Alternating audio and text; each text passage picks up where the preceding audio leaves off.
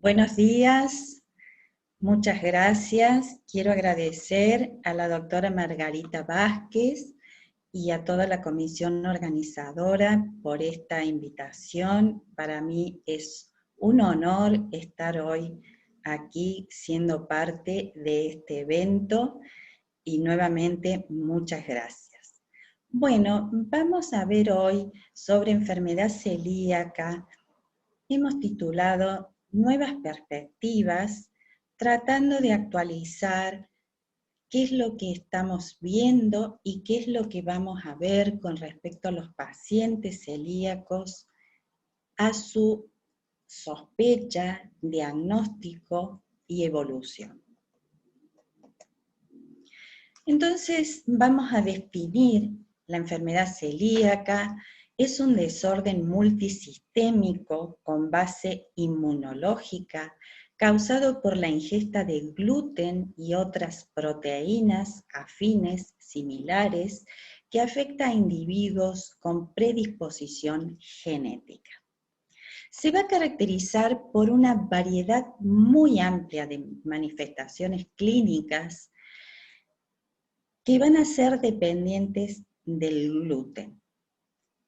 Los pacientes van a tener una reacción inmunológica que se va a manifestar a través de anticuerpos específicos. Va a haber una predisposición genética a través de los haplotipos HLA de Q2 y de Q8 y tiene que tener la característica principal, una enteropatía que va a ser de características variables. Entonces hablábamos que para que se pueda desarrollar esta enfermedad necesitamos un factor genético, un factor ambiental y un huésped que va a depender de su edad, la forma de presentación de esta enfermedad y el desarrollo. En el lactante sabemos que tiene aumentada la permeabilidad intestinal. La lactancia materna juega un rol protector y es importante determinar la edad de introducción del gluten en que se recomienda que sea mientras haya lactancia materna. Entonces, cuando hablamos de una predisposición genética, vemos que en los familiares de primer grado hay un riesgo aumentado de 1 en 10 en desarrollar la enfermedad y además en los hermanos gemelos un riesgo de 1 en 2 de desarrollar la enfermedad. Con respecto a la presentación clínica, ya en 1991, Richard Logan describió el llamado iceberg de la enfermedad celíaca, donde lo que nosotros vemos con manifestaciones claras es solamente una parte de este gran iceberg.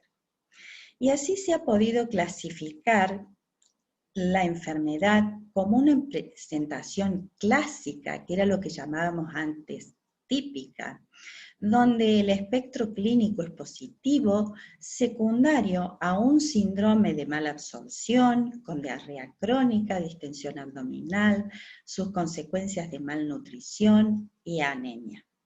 Pero también tenemos desde la clínica una presentación no clásica que si son del aparato digestivo se han relacionado con manifestaciones que se pueden confundir o presentar como un síndrome de intestino irritable, aumento de transaminasas hepáticas, así también como manifestaciones extraintestinales como retraso en el crecimiento, talla baja, amenorrea, en las mujeres adultas, abortos a repetición, osteopenia, osteoporosis, etc. Tenemos una enfermedad celíaca latente que se clasifica aquel que tuvo o puede tener en algún momento de la vida una atrofia de vellosidades y la potencial es aquella población de riesgo que todavía no tiene manifestaciones clínicas, puede o no tener anticuerpos positivos, pero no presenta enteropatía. Entonces, cuando vemos este iceberg de la enfermedad celíaca, nos damos cuenta que hay un 70% de celíacos no diagnosticados.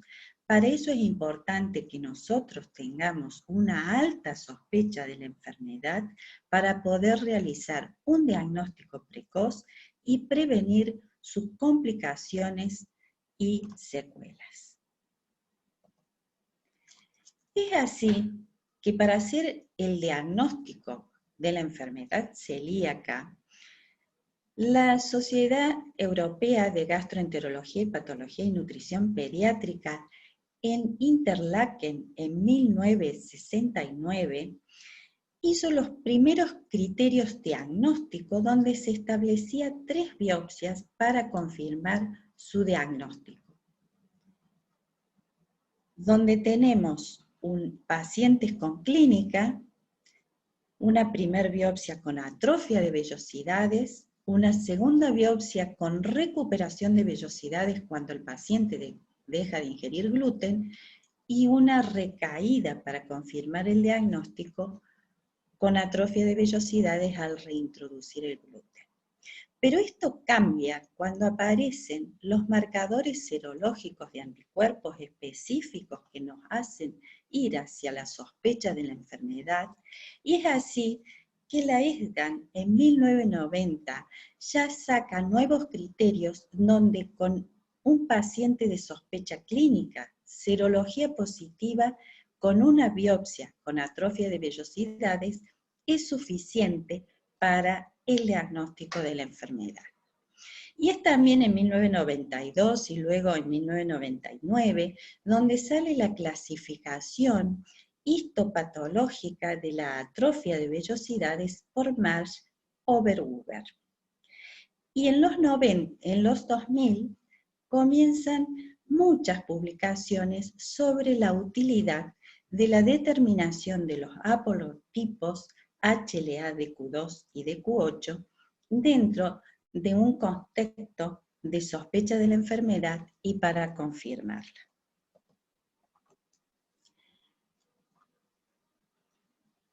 La ESGAN en el 2012 publica las primeras guías para el diagnóstico de la enfermedad celíaca, donde se enfoca hacia una definición más amplia, donde ya habla de un proceso de autoinmunidad, quiénes deben ser estudiados, las herramientas diagnósticas a utilizar, la aproximación diagnóstica en niños y adolescentes sintomáticos y también en aquellos pertenecientes a los grupos de riesgo, y también habla de si es necesario o no y en qué momento puede necesitarse una prueba de provocación para confirmar el diagnóstico.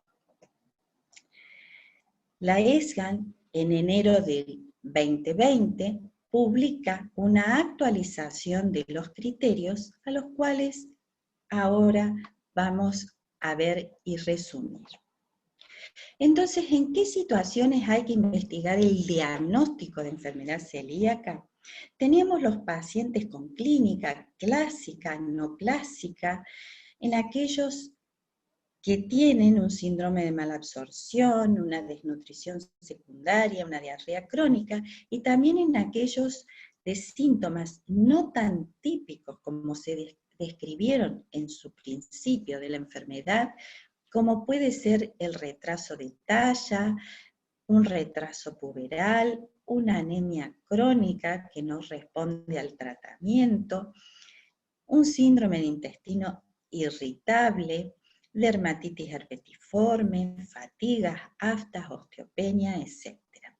Y aquel grupo de riesgo genético, como son los familiares de primer grado, los pacientes con enfermedades autoinmunes como la diabetes mellitus tipo 1, la tiroiditis autoinmune, el déficit selectivo de IgA, enfermedades cromosómicas que tienen mayor predisposición de desarrollar esta enfermedad, como en el síndrome de Down, de Turner y de Williams.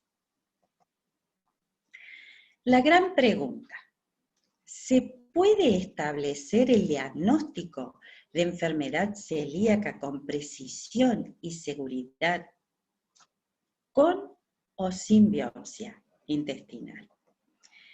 Aquí que estas nuevas guías de diagnóstico nos hacen hincapié en que el primer paso es, ante un paciente con sospecha, ya sea clínica o de grupo de riesgo, para su diagnóstico tiene que estar ingiriendo gluten.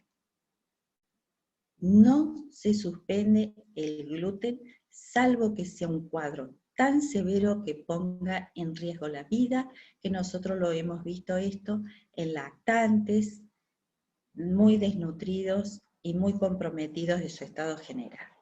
Pero en general el paciente que esté ingiriendo gluten, no se lo saquemos hasta que podamos dosar. Dosaje de IgA sérica total y dosaje de antitransglutaminasa tisular tipo 2, IgA. Tener en cuenta si hay déficit de IgA en aquellos mayores de 3 años es cuando hay menos de 2 miligramos por decilitro. Entonces tendremos que dosar anticuerpos de clase IgG, las antigliadinas de amidadas, los antiendomicios o las antitransglutaminasa. ¿Qué importancia tiene esto? Que los niveles de anticuerpos antitransglutaminasa tisular tipo 2, cuando supera 10 veces el valor de referencia del laboratorio que lo realiza, es altamente específico de predecir atrofia vellositaria.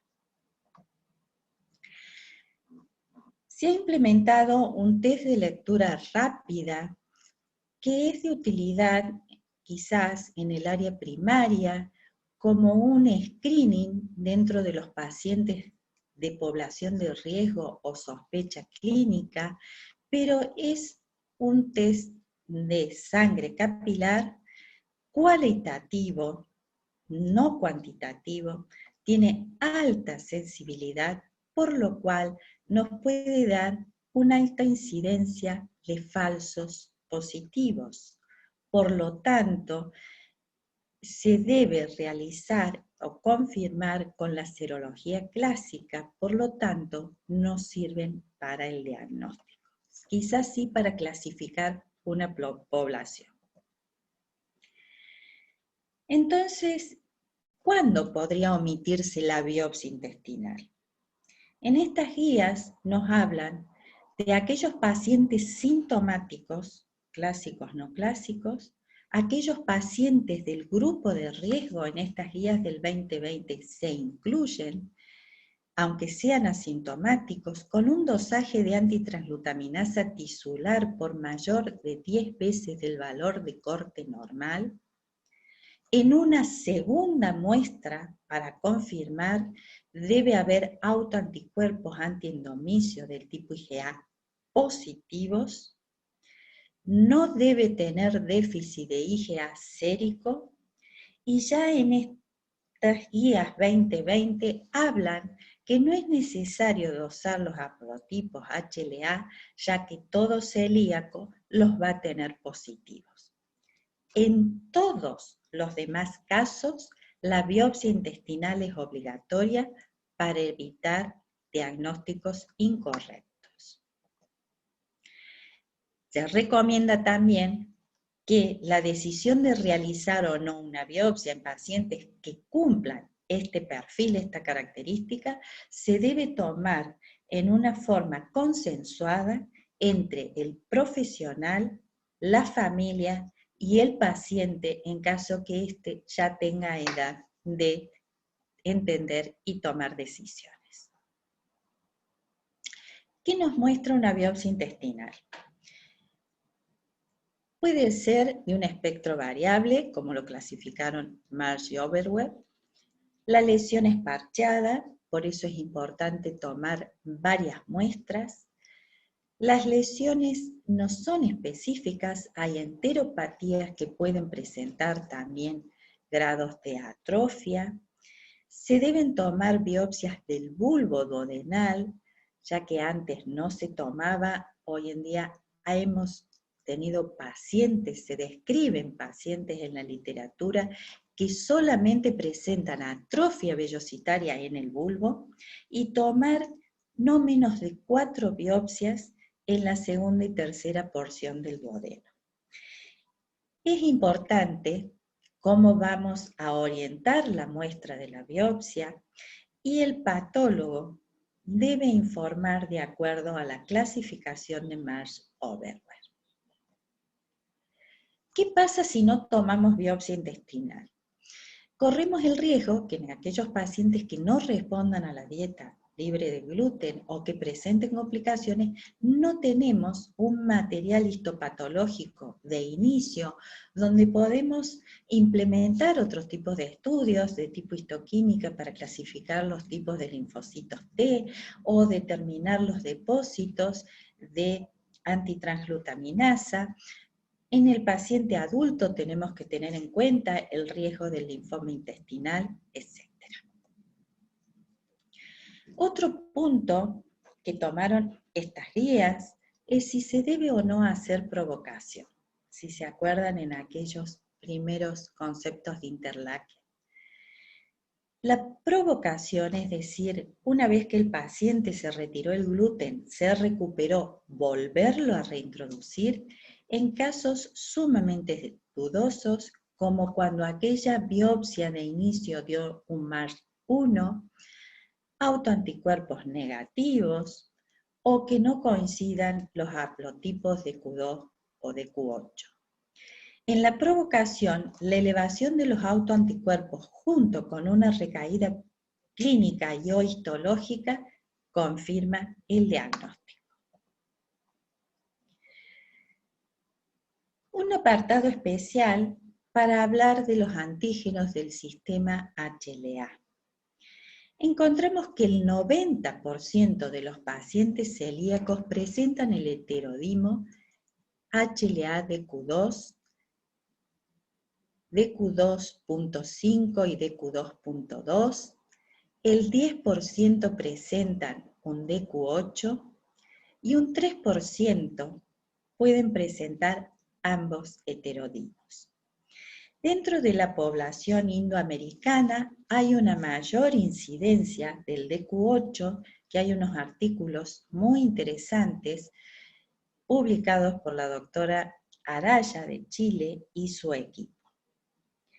Los individuos que no tienen DQ2 y DQ8 tienen una muy baja probabilidad de desarrollar enfermedad celíaca, pero esta expresión no es suficiente para que desarrolle la enfermedad, ya que el 30% de la población sana son HLA DQ2, DQ8. ¿Qué pronóstico tenemos? Estamos hablando de las nuevas perspectivas, o sea que tenemos que saber qué evolución va a tener estos pacientes y qué futuro podemos tener en sus tratamientos. Sabemos que requiere un tratamiento de por vida de una dieta libre de gluten y prolaminas relacionadas. Tenemos que la respuesta clínica en los niños es muy gratificante, en cambio en el adulto tiene una respuesta más lenta, más parcial. Tenemos poblaciones de riesgo que por su propia edad de adolescente no cumplan la dieta libre de gluten y hay que tener siempre presente la alta incidencia que tienen los pacientes celíacos que no cumplen la dieta libre de gluten de neoplasias esofágicas, gástricas e intestinales. Y tenemos una herramienta que son los péptidos inmunogénicos del gluten que se pueden detectar en orina o en materia fecal y podemos así determinar si hay una ingesta involuntaria o no de gluten. Es de alta utilidad, por ejemplo, en aquellos pacientes que nos dicen que vienen para su diagnóstico, que tenemos que hacer dosaje de anticuerpos, decidir una biopsia de mucosa intestinal, pero han suspendido el gluten, ya sea por iniciativa propia o porque algún médico o profesional le dijo, entonces es de utilidad porque si los chips son positivos, vamos a tener una alta probabilidad que haya alguna lesión en la mucosa intestinal que nos ayude al diagnóstico. También para el seguimiento de estos pacientes que no saben si han hecho transgresiones o no por esta contaminación cruzada del gluten, y también como una especie de detective, detectar a aquellos pacientes que nos dicen que hacen la dieta libre de gluten, pero que hacen transgresiones.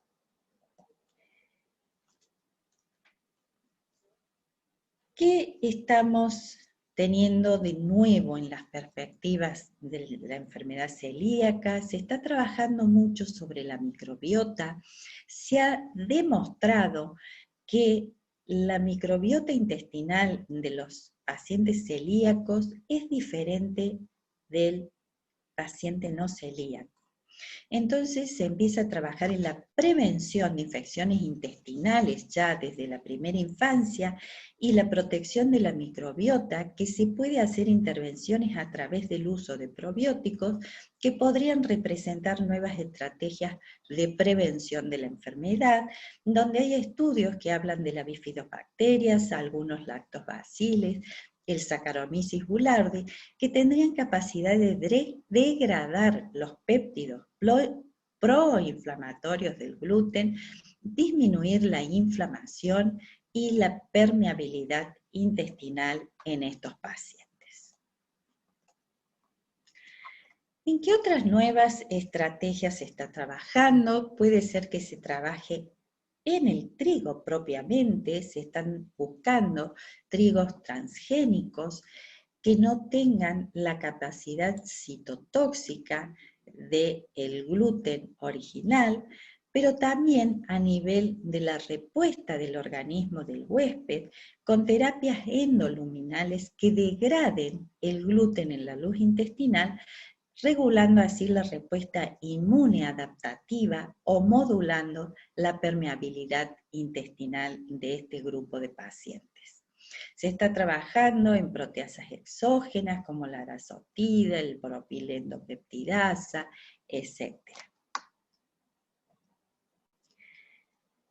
Y ya como para ir concluyendo, quiero presentarles a ustedes lo que estamos trabajando en el grupo de enfermedad celíaca de la Sociedad Latinoamericana de Gastroenterología, Hepatología y Nutrición Pediátrica, cuyas coordinadoras son la doctora Dianora Navarro, la doctora Enriqueta Román de España y quien les habla, y forman el grupo más de 35 profesionales expertos de Latinoamérica, de España y Portugal. Hemos presentado un infograma dirigido hacia la población celíaca en relación de qué pasa en la pandemia COVID-19, donde hacemos clara expresión que aquel celíaco que cumple la dieta libre de gluten tiene el mismo riesgo que la población general con respecto al COVID-19. No hay riesgo aumentado.